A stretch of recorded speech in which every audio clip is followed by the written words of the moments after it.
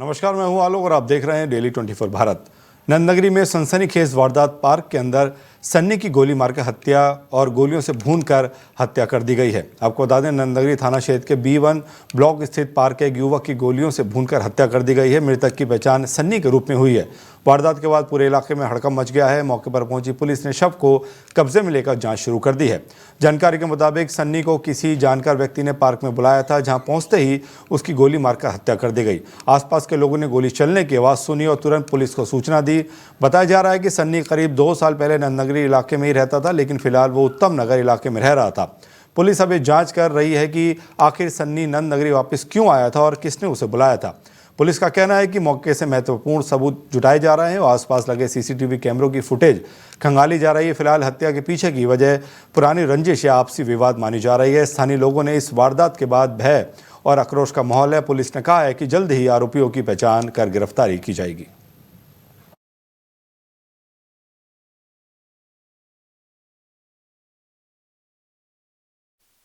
सरदार वल्लभ भाई पटेल की 150वीं जयंती के अवसर पर एकता, अखंडता और देशभक्ति का प्रतीक यूनिटी मार्च का भव्य आयोजन किया गया।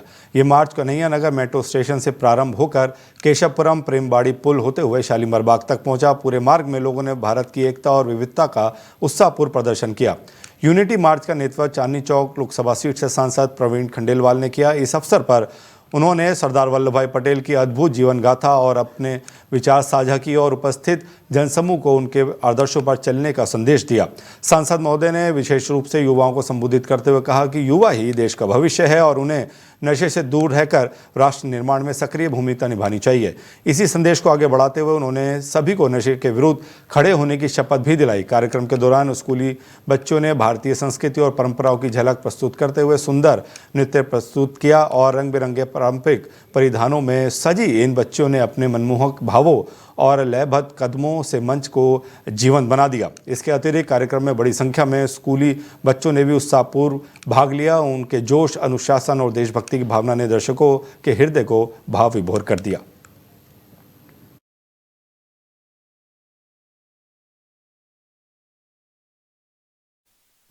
अलीपुर थाना इलाके के झंगोला गांव में 4 दिन पहले 2 पक्षों के बीच हुए विवाद का मामला अब हत्या में बदल गया है। विवाद के दौरान कुलवंत सिंह नामक युवक को पेट में चाकू मारकर दिया गया था और गंभीर हालत में उसे पहले राजा हरिश्चंद्र अस्पताल में भर्ती कराया गया, जहां उसे औपचारिक इलाज के बाद उसे अंबेडकर अस्पताल रेफर कर दिया गया। हालत लगातार बिगड़ने पर डॉक्टरों ने कुलवंत को LNJP अस्पताल भेज दिया, जहां उसकी सर्जरी भी की गई। सर्जरी के बाद कुलवंत को होश आया और उसने परिवार से बातचीत भी की, लेकिन अगले ही दिन उसकी तबीयत अचानक बिगड़ गई और उसने दम तोड़ दिया। कुलवंत की मौत से परिवार में मातम छा गया है। मृतक के 2 छोटे बच्चे हैं, जिनका पालन पोषण पूरी तरीके से खेती पर निर्भर था। फिलहाल पुलिस ने इस मामले में 3 आरोपियों को हिरासत में लेकर पूछताछ शुरू कर दी है। पुलिस से पता लगाने की कोशिश में जुटी है कि इस वारदात के पीछे कोई पुरानी रंजिश थी या फिर शराब के नशे में विवाद ने हिंसक रूप ले लिया। पुलिस अधिकारियों का कहना है कि पोस्टमार्टम रिपोर्ट आने के बाद ही आगे की कार्रवाई तय की जाएगी। गोविंद सिंह, क्या हुआ था, पूरा मामला बताइए। सर, मैं खड़ा था छत पे अपनी, देखा तो लड़के को मार रखा था पहले कच्चू, फिर भाग के गया भाई बड़ा, फिर उसको ही मार दिया। 3 बंदे थे, उस तीनों जीजा था उनका, 2 भाई थे दोनों। क्या किस बात पे हुआ था झगड़ा, क्या मामला था पूरा? कुछ भी नहीं बात थी, दारू पी रही थोड़ी बहुत उसने, तो गाली गलौज करता था बस। गया समझाने, भाई क्यों, लड़का समझाने गया पहले, कह रहा क्यों गाली दे रहा, उसको चक्कू मार दिया हाथों हाथी। फिर बड़ा भाई गया भाग के, चक्कू उसको ही मार दिया। फिर मैं गया भाग के, फिर उसको उठाया भाई को घर पे। नाम मेरा है जी सतिंदर सिंह जी। क्या हुआ पूरा मामला बताइए। मामला मामला ये है जी, मैं अपने घर पे लेटा हुआ था, राधा आई मेरे पास, उन्होंने ये मेरे को कहा कि पापा को चक्कू लग गया है जी। मैंने कहा किसने मारा जी? वो कह रहे राजेंद्र सिंह प्लस साथ में है जी उनके रामा और राजू, वो दोनों ने बताई ये चीजें। तो जब भी मैं भाग के गया तो मैं उनको उठा के सीधा हॉस्पिटल ले गया। हॉस्पिटल के अंदर जो उन्होंने डॉक्टरों ने जो कार्रवाई की, उन्होंने कहा इसमें कुछ नहीं है, माइनर है जी। और माइनर कह गए वहां से हमारे को कह दिया जी आप घर जाइए। वहां तो फिर कह रहे आप उन्होंने रेफर कर दिया, आप आ जाइए अम्बेडकर में गए। उसके बाद वहां से भी उन्होंने कहा हमारे काबू से बाहर है ये केस, आप जाइए लोकनायक। हम गए लोकनायक के अंदर उनको हमने 3 दिन रखा, जिसके अंदर सुबह 6 बजे जाते ही उनका ऑपरेशन हुआ। ऑपरेशन होने के बाद उन्होंने कहा दोबारा सर्जरी होगी नेक्स्ट कल आपको 24। दिल्ली के श्रद्धालुओं के लिए इस वर्ष नवंबर एक ऐतिहासिक अध्याय लेकर आ रहा है। राजधानी में श्री सुरेंद्र रौतेला, राष्ट्रीय अध्यक्ष, श्री केदारनाथ मंदिर ट्रस्ट दिल्ली के नेतृत्व में शिव महापुराण कथा का आयोजन होने जा रहा है। ये भव्य आयोजन 17 से 23 नवंबर 2025 तक डीडीए ग्राउंड, मियावाली नगर, पश्चिम विहार, दिल्ली में संपन्न होगा। इस कथा का वाचन परम पूज्य निरंजन पीठाधीश्वर महामंडलेश्वर स्वामी कैलाश चंद गिरी महाराज द्वारा किया जाएगा। ये पहली बार है जब स्वामी कैलाश चंद गिरी जी महाराज दिल्ली की भूमि पर शिव महापुराण कथा करेंगे। 7 दिनों तक चलने वाला यह आयोजन भक्ति, ज्ञान और संस्कृति का संगम होगा, जहां हर दिन हजारों श्रद्धालु शिव नाम की महिमा में डूबेंगे। कार्यक्रम के मुख्य संरक्षक श्री नरेश कुमार एरन ने कहा कि यह केवल एक आयोजन नहीं बल्कि आत्मा के जागरण की यात्रा है। जब शिव महापुराण कथा दिल्ली में गूंजेगी तो हर व्यक्ति के भीतर भक्ति और शांति की नई लहर उठेगी। हमारा उद्देश्य है कि इस कथा के माध्यम से लोगों को धर्म, सत्य और करुणा का संदेश मिले। 7 दिवसीय शिव महापुराण कथा दिल्ली में भक्ति, संस्कृति और अध्यात्म का एक ऐतिहासिक संगम सिद्ध होगी।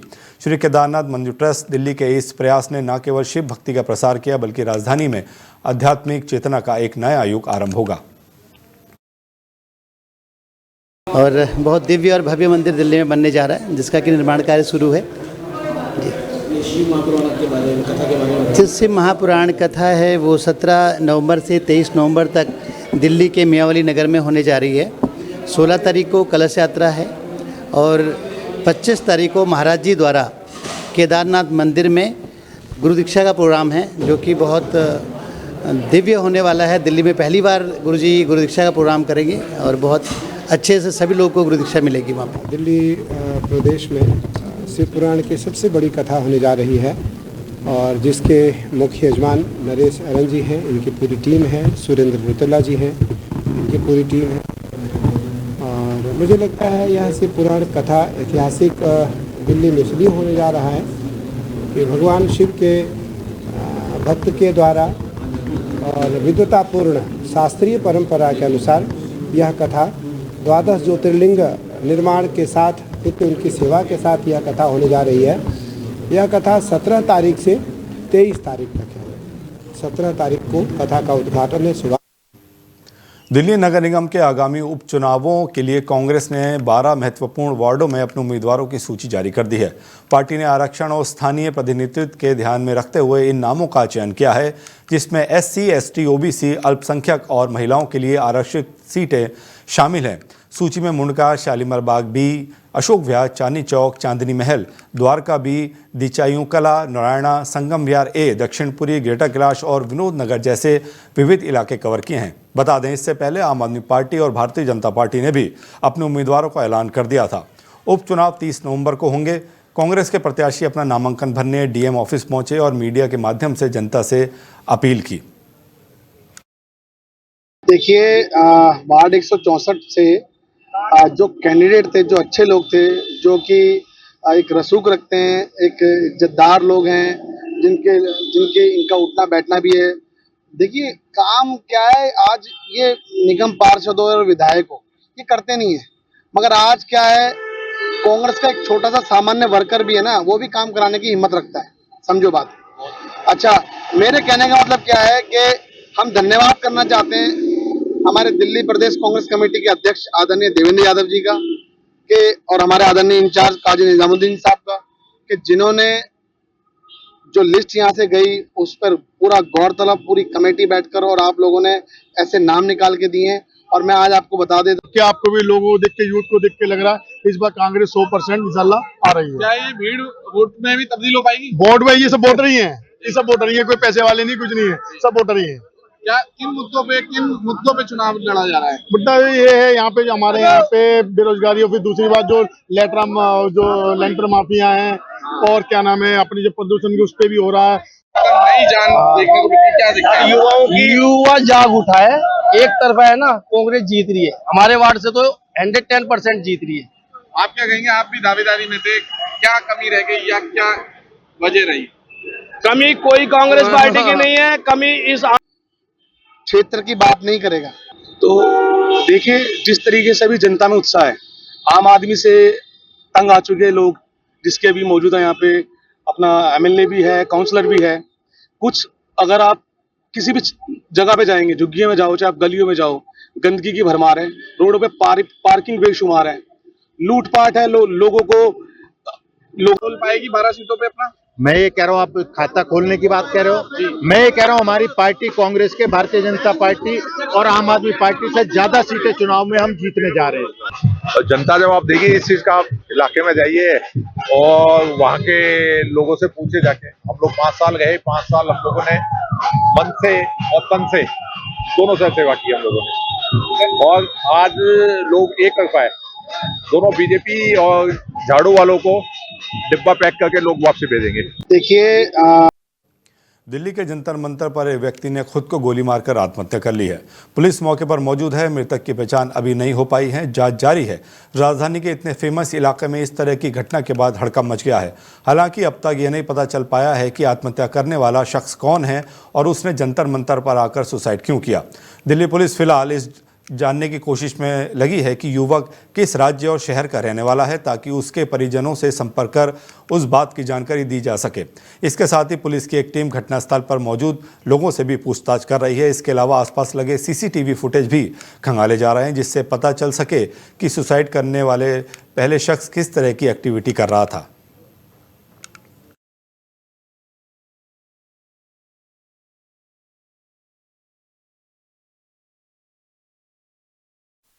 नेता शोएब इकबाल ने रविवार को अपनी पार्टी से इस्तीफा दे दिया है।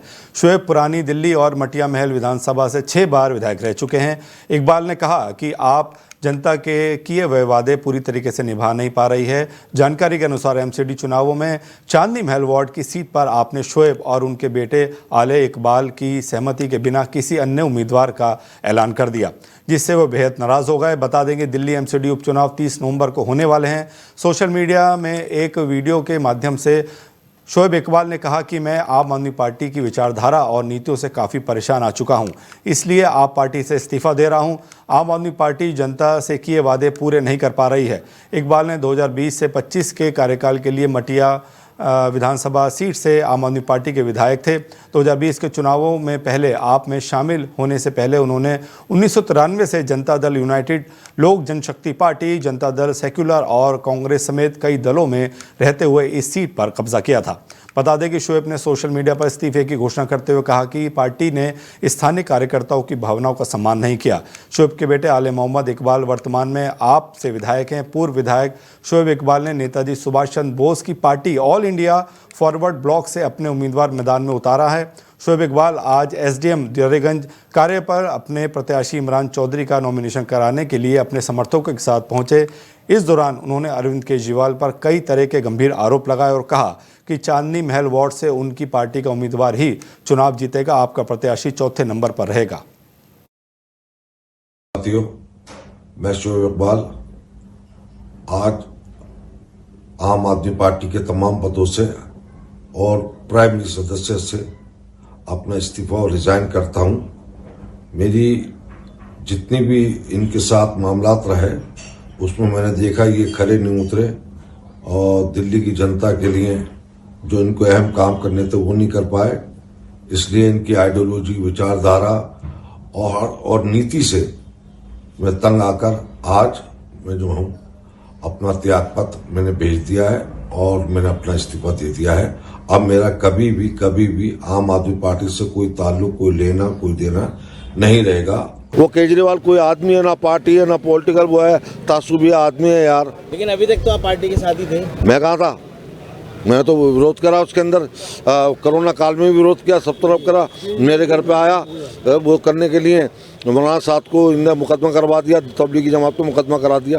तो फिर मैंने तो इलेक्शन लड़ा ही नहीं इस वजह से। आम आदमी पार्टी चौथे 5वें नंबर जमानत भी नहीं बचेगी, जमानत कांग्रेस का तो बेड़ा गर्क होगा। असमिया युवा मंच की केंद्रीय समिति के द्वारा दिल्ली के जंतर मंतर पर प्रदर्शन किया गया तथा अपनी कुछ मांगे सरकार के आगे रखी, जिसमें गायक, गीतकार और संगीतकार जुबिन गर्ग की संदिग्ध हत्या की जांच सीबीआई को सौंपी जाए। हमें सुनिश्चित करना चाहते हैं कि दोषी पाए जाने वालों को कड़ी सजा मिले। जुबिन गर्ग को मरणोपरांत भारत रत्न पुरस्कार दिया जाए। संगीत कला और असमिया संस्कृति में उनके महत्वपूर्ण योगदान के लिए जुबिन गर्ग को भारत के सर्वोच्च नागरिक सम्मान भारत रत्न से मरणोपरांत सम्मानित किया जाए।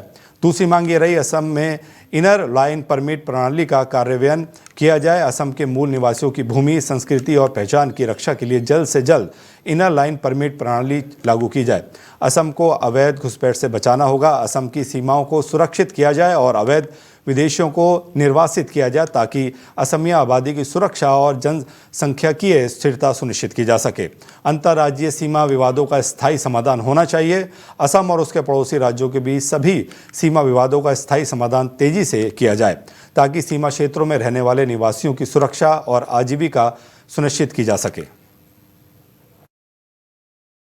से हर कोई परेशान है। भारतवर्ष के कोने कोने में बांग्लादेशी घुसपैठ करते हैं, यहाँ अवैध तरीके से रहते हैं, फर्जी उनका आधार कार्ड और डॉक्यूमेंट भी बन जाते हैं कहीं ना कहीं। और उसी के सिलसिले में आज यहाँ पे एक प्रदर्शन चल रहा है जंतर मंतर पर। आप किस तरह से परेशान है बांग्लादेशी घुसपैठ से? बांग्लादेशी অসমত আমি प्रतिबाद কৰি আহিছো আৰু प्रतिबाद কৰি যাম। बांग्लादेशी অসমৰ পৰা যাবই লাগিব। और आप हिंदी में बात कर सकते हैं? हाँ हाँ। जी बताइए। जो असम में जो बांग्लादेशी है ना वो तो भगाना पड़ेगा। किस लिए? ये हमारा असम में जाके ये चोर डकैत सब वो लोग करता है, मर्डर भी वो लोग करता है, कोई लड़की का बलात्कार भी वो लोग करता है। इसीलिए वो लोग को भगाना पड़ेगा। हमने चीफ मिनिस्टर हिमंत बिश्व शर्मा को हम भी ये दाबी किया है। वो तो बांग्लादेशी जाना पड़ेगा असम से, नहीं जानेगा तो हम लोग उसको भगाएगा, डोरा डोरा के भगाएगा, उसको पीटेगा। इसीलिए वो लोग बहुत खराब आदमी है। अभी असम में बहुत आदमी है, ये जो बांग्लादेशी हो लो ये लोग बहुत खराब है। ये लोग असम में रहने से हमारा जो आसामीज लोग है ना वो लोग को मारेगा। ज्यादा हो गया असम में, इसीलिए हम लोग आज आके दिल्ली में धरना दिया है। हम सरकार को दाबी किया है, नरेंद्र मोदी जी को, अमित शाह जी को हम लोग यहाँ से दाबी किया है जंतर मंतर से, असम को जो बांग्लादेशी भगाना पड़ेगा। और हम डेली 24 भारत के चैनल की तरफ से ये हम बात जो है आपकी वो सरकार तक पहुंचाएंगे कि बांग्लादेशी घुसपैठ जो है वो आसाम में रोकी जाए, इसमें हस्तक्षेप करे जो गवर्नमेंट है। आपने बोला कि दिल्ली सरकार जो आपने प्रधानमंत्री माननीय नरेंद्र मोदी जी से भी दरख्वास्त किया है कि वो इसमें हस्तक्षेप करे। हाँ, इसीलिए आसाम में एक पत्र दिया है, स्मारक पत्र दिया है मोदी जी को, अमित शाह जी को। ये जो असम का सिचुएशन है, असम में जो बांग्लादेशी है उसको जल्दी जल्दी भगाने के लिए हम लोग आज दाबी किया है। संगम विहार वार्ड नंबर 163 में होने वाले नगर निगम के उपचुनाव में आज निर्दलीय प्रत्याशी डीसी कपिल ने अपना नामांकन दाखिल किया। नामांकन के दौरान उनके समर्थकों की बड़ी संख्या संगम विहार स्थित निर्वाचन कार्यालय पहुंची। इस मौके पर डीसी कपिल ने कहा कि वे जनता की आवाज़ बनकर राजनीति में बदलाव लाना चाहते हैं। उन्होंने आगे कहा, मेरा उद्देश्य सिर्फ राजनीति नहीं सेवा है। संगम विहार के हर नागरिक को मूलभूत सुविधाएं, स्वच्छता और सुरक्षा दिलाना मेरी पहली प्राथमिकता होगी। डीसी कपिल ने यह भी अपील की कि लोग जात पात और पार्टी से ऊपर उठकर इस बार विकास के मुद्दों पर वोट दें। नामांकन के बाद उन्होंने क्षेत्र के जनसंपर्क अभियान की शुरुआत की और स्थानीय निवासियों से आशीर्वाद प्राप्त किया। देखिए, लोकतंत्र के अंदर हर किसी को चुनाव लड़ने का अधिकार है। सब लोग अपनी अपनी किस्मत आजमा रहे हैं।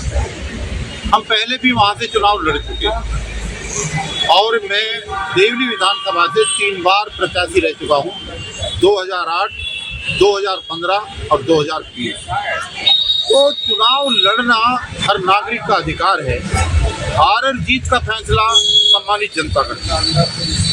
तो इस बार भी चुनाव बड़ा दिलचस्प होने वाला है और सभी लोग मैदान में है, सब बढ़िया फाइटिंग में रहेंगे और रिजल्ट क्या होगा देखिए, उसके बारे में कुछ भी कहना गलत है। किन मुद्दों पे आप ये चुनाव लड़ रहे हैं, क्या क्या मुद्दे हैं? मुद्दा सिर्फ एक ही है, पानी का। आजादी के 76 वर्षों के बाद भी उस क्षेत्र के अंदर, उस वार्ड के अंदर आज तक की किचन तक और बाथरूम तक पानी की व्यवस्था कोई भी पार्टी नहीं कर पाई। मटिया महल विधानसभा के चांदनी महल वार्ड नंबर 76 से आम आदमी पार्टी के प्रत्याशी मुदस्सर उस्मान कुरैशी ने अपना नामांकन पत्र एसडीएम दरियागंज दफ्तर पर दाखिल कर दिया है।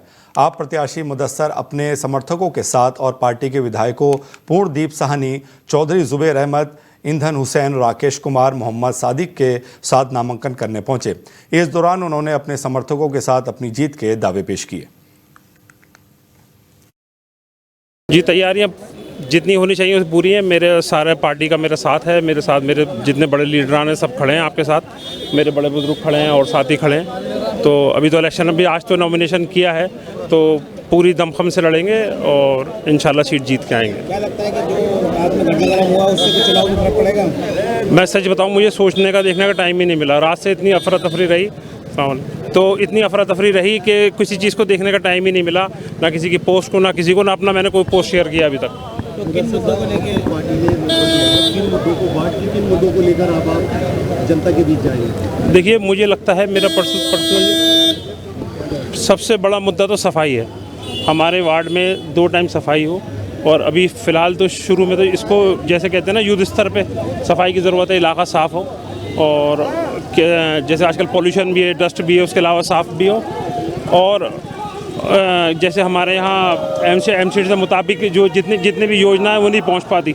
जैसे मैं कुरैश बिरादरी से हूँ, और बिरादरियाँ जिनके छोटे कारोबार हैं उनको लाइसेंसिंग की, रिन्यू की, लाइसेंस बनवाने की बड़ी जद्दोजहद रहती है। उनके लिए काम आसान होने चाहिए और एक आम आदमी को हर सहूलत मिलने चाहिए। हमारे प्रत्याशी हैं मुदस्सिर हुसैन साहब, उनके नामांकन के अंदर हम लोग आए हैं। क्या कहना चाहेंगे, जो रात में घटनाक्रम हुआ है कुछ उसका असर दिखाई देगा कि चुनाव पे? आम आदमी पार्टी ने पहली बार मुझे लगता है कि दिल्ली में एक तरफा कार्यकर्ताओं को टिकट पूरी दिल्ली के अंदर मिले हैं, 12 टिकट मिले हैं। अब 12 के 12 ज़मीनी कार्यकर्ताओं को दिए हैं। धन्यवाद करता हूँ अरविंद जी का, पूरी पार्टी का, सौरभ भारद्वाज जी का, कि जिन्होंने कार्यकर्ताओं को समझा और ज़मीनी कार्यकर्ताओं को टिकट दिया। जिस तरह के आरोप उनको लेकर क्या कहेंगे? वो हमारे बड़े हैं, बुजुर्ग हैं, मेरे तो चाचा हैं, मेरे वालिद के दोस्त हैं अच्छे पुराने। वो पता नहीं क्या वजह रही है, क्या मतभेद रहा है, वो पार्टी लेवल पर बात होगी। अरविंद केजरीवाल जी के सिपाही हैं हम, तो अरविंद केजरीवाल ने आदेश दिया है, इनको जिताएंगे पूरा। जो रात घटनाक्रम हुआ है, शोएब इकबाल साहब ने जो इस्तीफा दिया है, क्या लगता है उसको कुछ असर पड़ेगा चुनाव पे? कोई असर नहीं पड़ेगा, ये तो कोई असर थोड़ना पड़ा है, उसमें कोई असर नहीं। डिसीजन सही लिया, क्या कहना चाहेंगे? अब मैं उस पर कुछ नहीं बोलना चाहूँगा, उनका पर्सनल डिसीजन है। देखिए, पार्टी ने एक वर्कर को टिकट दिया है, हम उसके साथ हैं और बिल्कुल हम साथ लग के उसको जिताएंगे। इस बुलेटिन में इतना ही। अपना ख्याल रखिए और देखते रहिए डेली 24 भारत। नमस्कार। हमारी नजर, जनता की आवाज सबसे पहले, सच की पड़ताल करेंगे हम। क्या छपा क्या छिपा, राजनीति के खेल का पर्दाफाश, जहां राजनीति को परखा जाता है जनता की कसौटी।